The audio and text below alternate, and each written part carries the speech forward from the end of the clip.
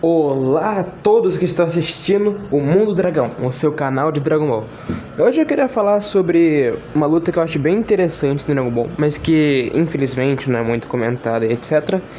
Essa luta que eu tô querendo falar é a luta do Nappa e Vegeta contra os Guerreiros Z. Eu gosto bastante dessa luta porque ela consegue te ajudar a entender como vai ser as coisas a partir de um certo momento no Dragon Ball.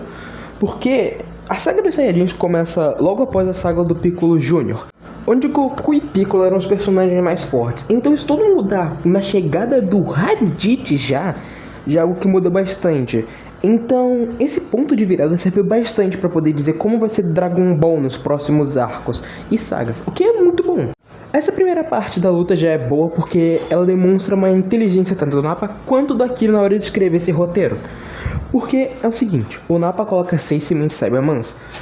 Assim ele pode ver qual o nível de poder é dos Guerreiros Z. Além disso, é uma jogada boa do Akira, porque cada Guerreiro Z vai poder demonstrar o seu nível de força, para que a gente possa entender mais o nível deles. E já começa bem simples, quando o Tenshinhan simplesmente amassa, estompa completamente um Saibaman, e depois o Vegeta destrói ele, mostrando que o Vegeta não quer aliados fracos e que percam. O que é um foreshadowing bom para o que vai acontecer com o Nappa depois. Depois tem a clássica luta do Yantia contra o Saibaman, onde o Piccolo demonstra ensinar um pouco pro Gohan ainda, mostrando que o treino dele ainda não acabou. E já é interessante que ele explica mais ou menos como funciona eles enxergarem as altas velocidades, que é se guiando através do Ki e vendo com o corpo. E o Yantia morre.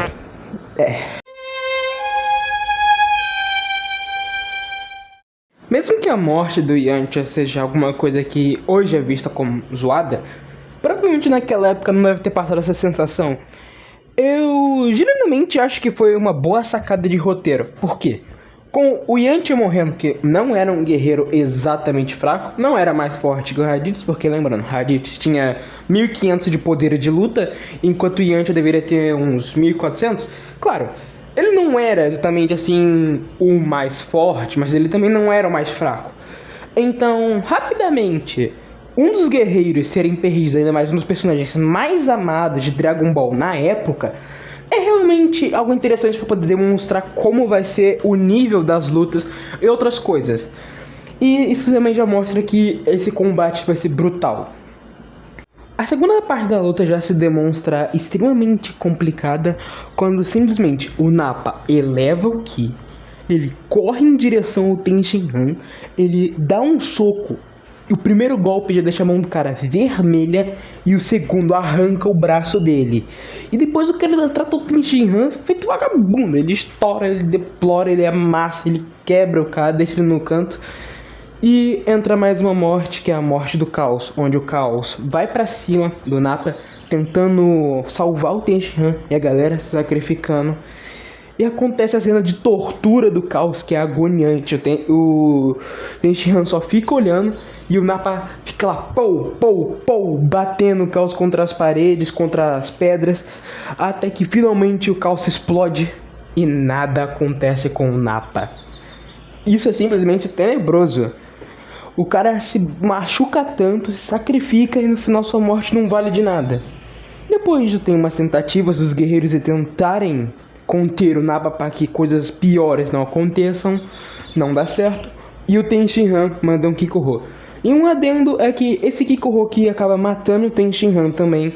Provavelmente poderia até machucar o Nappa se fosse com as duas mãos, já que ele não conseguia usar a técnica com 100% de eficácia, já que seria necessário as duas. A técnica nem ao menos parece tanto o Kikoho comum, que é aquele raio quadrado de energia. Aqui é mais um laserzão. E dá pra ver isso na hora em que ele dispara esse Kikoho. Então, mais 2 pra conta do Nappa. Agora entra a minha parte favorita da luta. A cena que eu especialmente gosto é quando eles tentam bolar um plano para poder derrotar o Nappa, onde o Piccolo agarra assim na cauda do Nappa, o Kuririn tenta fazer algumas coisas, mas o plano dá errado. O Piccolo é derrotado com um golpe na cabeça, o Kuririn tá todo estrupiado lá no canto dele e só sobra o Gohan.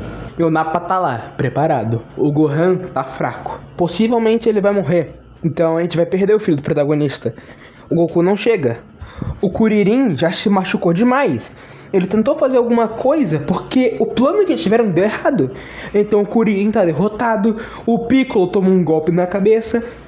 E tá lá o Gohan, sem poder se proteger. Ele sente que vai morrer, ele tem medo. E quando ele realmente poderia morrer, o Piccolo simplesmente surge com os braços abertos entre o Nappa e o Gohan. E ele recebe todo o ataque pelo garoto. Isso é uma cena triste, é uma cena emocionante e ao mesmo tempo consegue ser épica. Essa é a cena que eu acho que consegue mudar por completo o personagem do Gohan, do Piccolo e todo o sentimento sobre como vai ser o Dragon Ball. E é simplesmente por esse momento que eu considero uma das melhores lutas de todo o Dragon Ball, pela morte do Piccolo. Porque aqui temos uma mudança completa da personalidade dele e que vai se mostrar mais com o futuro, onde ele simplesmente se sacrificou pelo Gohan, pelo filho do cara que ele acabou de matar tipo há um ano. Essa cena é simplesmente perfeita. O Gohan ficou praticamente um ano inteiro com o Piccolo. E o Piccolo, que antes queria dominar o mundo, simplesmente se tornou praticamente um pai pro Gohan.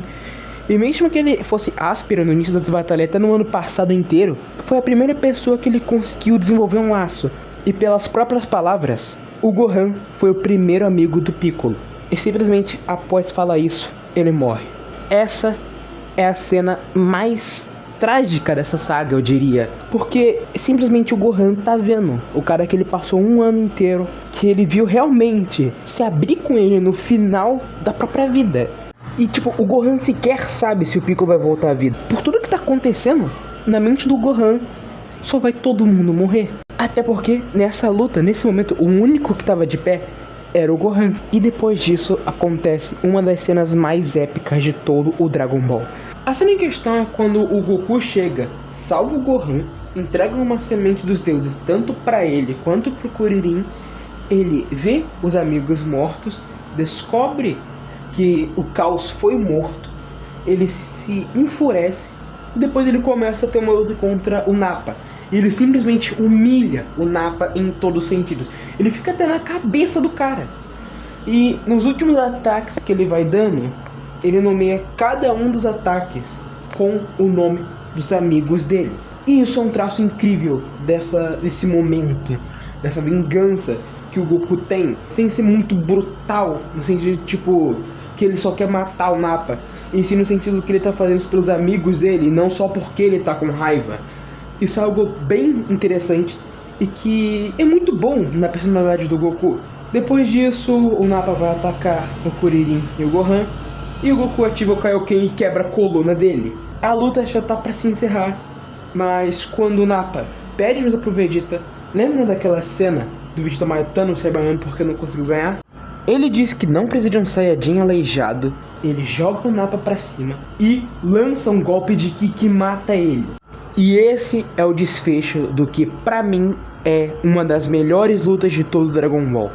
Seja por seu simbolismo, pela sua tragédia, pela sua ação, por tudo que ela representa e pelo desenvolvimento de personagens. Aqui a gente consegue ver que o Akira é um ótimo escritor, mesmo que ele não faça o roteiro diretamente, e sim apenas desenha e faz o que acha interessante conforme faz. Mesmo assim ele consegue fazer coisas extremamente interessantes e que combinem muito bem. Toda a construção dessa luta faz total sentido dentro dela e para o que ela se propõe. Então eu acho que é por isso que eu gosto bastante dela, e do porquê eu considero ela uma das melhores lutas de todo o Dragon Ball. E você? O que você acha? Se você gostou, deixe o like e se inscreva. E até a próxima!